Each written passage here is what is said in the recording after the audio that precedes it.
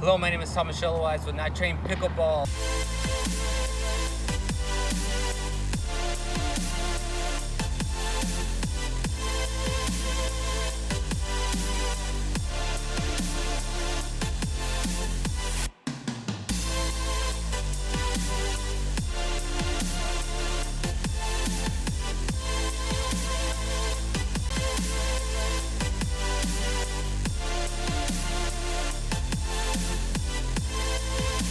My name is Yelloweyes and I train pickleball, and today I'm bringing you another pickleball tip, and this side is going to be on the return. So again, we're going to talk about a lot of the players that I get in my weekly academies. The level 1 are beginners, right? So people who've never played to people who've just played, or people who have played but don't really know what they're doing. So they're attending these clinics and they're like, okay, so teach me what I need to know, right?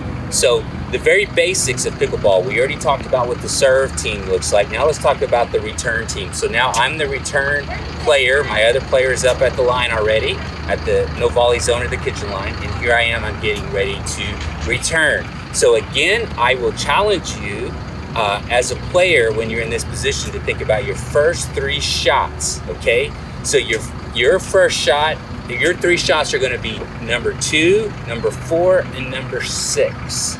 Okay, so the serve is going to be the first shot, which means I hit the return shot, which is number 2, okay?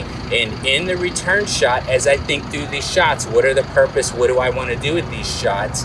Number 2 is I just want to get the ball back in, right? It's a second bounce, so I have to wait for the first bounce. I'm hitting the ball, and they have to wait for the second bounce, right? So my purpose of my second shot is to get me to the line to join my partner. All right, so they serve the ball, I hit number 2, I get to the line, and now they're hitting the 3rd shot, which means our team now will be hitting the 4th shot. Okay, so we're basically defending the 3rd shot, whatever selection that they decide to make.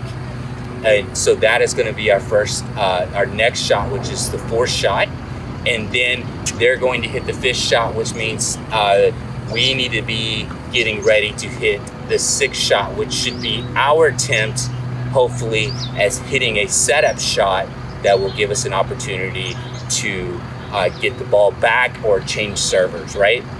So very simply put, if you're the return team, you have shot number 2, number 4, and number 6. And you're thinking 3 shots ahead.